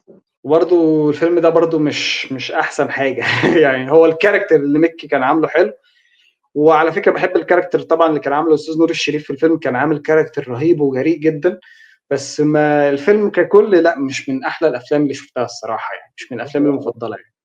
الفيلم دوت مش حلو، بس هو مشكلته ان هو كل حاجه لوحدها حلوه يعني لو انت خدت. بالظبط، هو كل حاجه حلوه بس لوحدها يعني. مكي حلو، استاذ نور اه الشريف حلو، لكن الفيلم على بعضه مش حلو. بالظبط كده. ضخمه فكريه ودوشه، وجايب من يمين لشمال لفوق لتحت بطريقه اه بشعه. ما كانش ايه مفهوم الزحمه؟ قوي يعني. لا كانش لا، مفهوم. مش حكايه مفهوم. انت يعني عايز تقدم حكايه اكبر من يعني من الوقت بالظبط. الزمني، وداخل يعني ادوار، ما يعني مثلا انا بحب دور جميل راتب جدا، لو تفتكروا في الفيلم كان عامل اللي مشهدين هو ثلاثه. كان اعتقد ابو ليلى علوي او حاجه زي كده، صح. كان طالع ضابط امريكي او سفير امريكي او، صح صح اه. عامل اداء حلو. بس المشكله انت حاطط لي يمين على شمال، على قصه نور الشريف دي تعملها فيلم لوحده اساسا. يعني بالظبط بالظبط، هو السيكونس ده تحس ان هو فيلم منفصل كده. بالظبط. القصه بتاعت محمود عبد العزيز والكوميديا اللي هو يعني انت حاطط واحد جاي يعمل كوميديا، واحد يعمل دراما، واحد يعمل حرب، واحد يعمل لي رقص، يعني كل دول في روبي. فيلم واحد، كانت غريبه، كانت غريبه فعلا. ايوه بالظبط، كانت غريبه جدا يعني. هو الفيلم خساره رهيبه في السينما. بالظبط هو بالظبط. الفيلم كان تاليف عبد الحي اديب، والد عماد اديب وعمرو اديب واخراج وعادل. عادل اديب. وهو الفيلم دوت اتعمل تكريما ليه في اخر ايامه او قبل او بعد ما توفى. فهم امم كانوا مبسوطين، فهم حشدوا كميه نجوم كبيره جدا، مع ان الفيلم لو كان هم كانوا عايزين يعملوا حاجه على غرار عماره يعقوبيان، بما ان عماره يعقوبيان نجح جدا وجاب ايرادات كبيره جدا، فحبوا يعملوا حاجه بنفس الموضوع. وده برضو استثمارا لفكره الحلب، اللي هو احنا الحاجه نجحت لازم نعمل زي امها تاني بنفس الكلام. فما جاش معاهم سكه خالص طبعا. بالظبط بالظبط. بس هو الفيلم نفسه لو اتعمل بشكل بسيط، يعني لو انت ركزت مثلا على حكايه محمود عبد العزيز وسليف فواخرجي بس كده، وعملته ده بالظبط. فيلم، هينجح جدا. لو قصه نبي يعني الشريف لوحدها فيلم برضو كذلك. بالظبط بالظبط. اما انت رامي كل القصص في زحمه، في ساعتين. انت جايب من تاريخ اوروبا لتاريخ العرب لتاريخ العالم. يعني فيلم مسحوم قوي. بالظبط بالظبط. وحتى ومدي كل الناس اجورها كامله. يعني انت عارف ساعتها لما محمود حميده طلع قال له ناخد اخد مثلا اجر كاني بعمل بطوله فيلم، راح واخد اجر ان هو يعمل بطوله فيلم، لان مثلا دوره في الفيلم مثلا 3 مشاهد او 4 مشاهد. ايوه، جود نيوز ساعتها كانت بتدفع ما شاء الله جامد جدا. كان جود نيوز، كان انتاج جود نيوز. ايوه كان الموضوع كبير يعني. ما جود نيوز قفلت في الوقت ده. للاسف ما كملتش. لا لا، يعني جود نيوز كانت عامله افلام حلوه، الافلام اللي هي كانت عاملاها بعقل، اللي هو من غير بذخ في الانتاج، نجحت يعني. على فكره جود نيوز هي اللي عملت مورجان اللي احنا اتكلمنا عليه، ونجح. يعقوبيان ومرجان طبعا، اعتقد هم دول اكتر اتنين نجحوا يعني. بالظبط. والفيلم اللي هو عامل عادل امام وعمر شريف، حسن ومرقص. وحسن ومرقص وابراهيم الابيض برضو طبعا. وابراهيم الابيض برضو كان انتاج جود نيوز. بالظبط بس يعني اكتر افلام نجحت لها اللي هي شغل عادل. بالظبط بالظبط. حليم سقط، مع ان حليم فيلم حلو قوي قوي يعني بحبه. و... وليتي بيبي دول ده سقط سقوط بشع. اوكي، فيلم ايه اللي بتحبه؟ ما سمعتش. فيلم حليم كان انتاج جود نيوز برضه. حليم. بالظبط كان بالظبط اخر فيلم بالظبط. لاحمد زكي وكان انتاج جود نيوز. طبعا والفيلم شريف طبعا. عارف عامل فيه مجهود. انا بحب يعني الفيلم ده جدا يعني على فكره. انا المخرج بحب الفيلم ده جدا برضو. انا بحب الفيلم ده جدا. شريف عرف انا شايف ان الفيلم ده فيلم مخرج بدرجه اولى، يعني عامل اخراج وشغل. يعني خلق معاه 20 دقيقه لاحمد زكي ووزعهم على الفيلم كله. بالظبط بالظبط. وتاني لو رجعنا لاحمد مكي، ان كان مكي برضو كان استاذ شريف عرفة كان متبنيه في الفتره دي كمخرج، وكان شايف ان هو مكي يطلع منه حاجه، ان هو زي ما انت ما قلت اسند له ان هو كان هيخرج بعض الحلقات في تامر وشوقية. والمسلسل اللي احنا ما اتكلمناش عنه برضو ليه علاقه بمسيره مكي، ولو اني انا بحب المسلسل ده جدا، اللي هو لحظات حرجه. ومكي فعلا اخرج فيه بعض الحلقات. كان برضو طبق بقى في الفكره اللي هي ما اتطبقتش في تامر وشوقية، اتطبقت في لحظات حرجه. كان كل كام حلقتين ثلاثه بيخرجهم حد مختلف. كان في مريم مبعوث اخرجت حلقات، واحمد مكي واحمد صالح، وكان في كذا مخرج يعني بيخرج مع استاذ شريف عرفة في لحظات حرجه. وكان مسلسل حلو جدا برضه. كان انتاج شريف عرفه برضه. كان انتاج شريف عرفة بالظبط بالظبط آه، وشاهد بطوله اول ظهور اول يعني اول بطوله، يعني المسلسل ده ادى لناس كتير قوي بطوله ما كانتش لسه يعني فتحت لهم المساحات دي. بالظبط بالظبط. يعني زي كان احمد محمود عبد كمال. المغني، وكان وهشام سليم وبشرى وامير امير كرارة كرارة المسلسل ده. وكان في ضيوف كتير بقى. كل حلقه كان بيبقى فيه ضيف شرف. تلاقي يسرا بتعمل حلقه، منى زكي بتعمل حلقه، مش عارف مين بيعمل، احمد السقا بيعمل حلقه. كان كل حلقتين ثلاثه كده بتلاقي فيه ضيف شرف جديد. كان بدايات آسر ياسين برضو كان طالع في حلقات في لحظات حرجه. وبعد كده استاذ شريف عرفة خده في الجزيره وحاجات كده. فبرضو كان عمل حاجات زي كده يعني. لا اعتقد مسلسل حلو. كده تمام. اعتقد كده غطينا مسيره احمد مكي بشكل كويس. انا اتبسطت جدا جدا جدا باللقاء ده مع حضرتك يا استاذ محمد. ولينا بقى، خلينا نحمس الجمهور، لينا حلقات تانية اللي جايه. مش هنقول لكم ايه هي، بس لينا لسه لينا كام حلقه كده ان شاء الله مع بعض. يعني اتمنى بس تكون الحلقه كانت لطيفه، واتكلمنا عن فنان يعني كلنا بنحبه جدا وبنقدر ان هو بجد عمل حاجات حلوه ومختلفه. ونتمنى الفتره اللي جايه يعمل حاجات احسن يعني. سيبك انت تختم بقى. احنا بنحبه مش بنعملها عشان بلنطق دول. بالظبط بالظبط. اوكي، اشوفكم في انا حلقه بشكرك. جديده ان شاء الله من فيلم سيما بودكاست. واسيبك انت لو عايز تقول اي حاجه اخيره اتفضل. والله انا اتمنى اشوفه مره تانية مع دنيا سمير غانم، يعني كانوا عاملين ثنائي حلو قوي صراحه يعني. طبعا طبعا طبعا. يعني اتمنى اللي عمل مع دنيا سمير غانم، على فكره هتفرق في مسيرتها ومسيرته. هيبقى لقاء كده ما بعد الكبير بشويه، وراجعين مع بعض تاني بيعملوا حاجه حلوه. بالظبط بالظبط. انا بشكركم جدا وتعت باللقاء معاك، اتمنى ان انا اكون خفيف على قناتك وخفيف ربنا على يخليك. الجمهور، ويكون الحلقه الناس استمتعت بيها يعني. انا مبسوط جدا باللقاء ده، وان شاء الله لينا حلقات تانية. انتظرونا، تروحوش في اي حته. واتمنى تكون الحلقه عجبتكم ان شاء الله. شكرا ليك يا استاذ تهاني. العفو. يلا باي باي. استاذنك بقى.